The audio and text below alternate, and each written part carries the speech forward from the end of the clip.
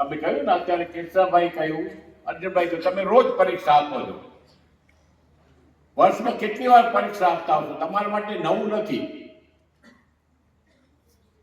SSC અને higher SSC secondary school એ એક હાવ છે, ગભરાજો નહીં. બોર્ડની પરીક્ષા છે, બોર્ડની નહીં.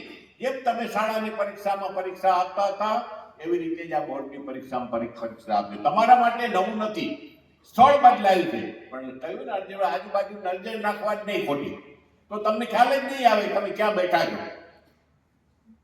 આટલા દિવસો સુધી તમે વાંચન કર્યું છે, પણ છેલ્લી ઘડી મારી તમને એક બધી ઘણી બધી શીખ તમને આપી, હું એમાં રિપીટ કરવા નથી માંગતો, પણ એક તમને કહું છું જે મારા સ્વ અનુભવ પરથી છે કે પરીક્ષાનો આગલો દિવસ હોય કે ઘડી નજીક આવે ને ત્યારે ચોપડીને એક બાજુ મૂકી દો, મગજ શાંત રાખો.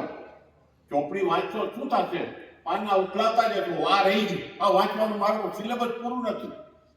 તમે વાંચ્યું છે, આટલા દિવસ સુધી વાંચ્યું છે, તો છેલ્લી ઘડી વાંચવાનું મૌન રાખજો, મગજને શાંત રાખજો.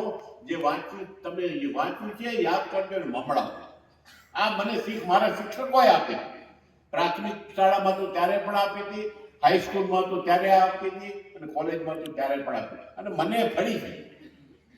એટલે મારા અનુભવ ઉપરથી તમને કહું છું કે મન શાંત રાખજો.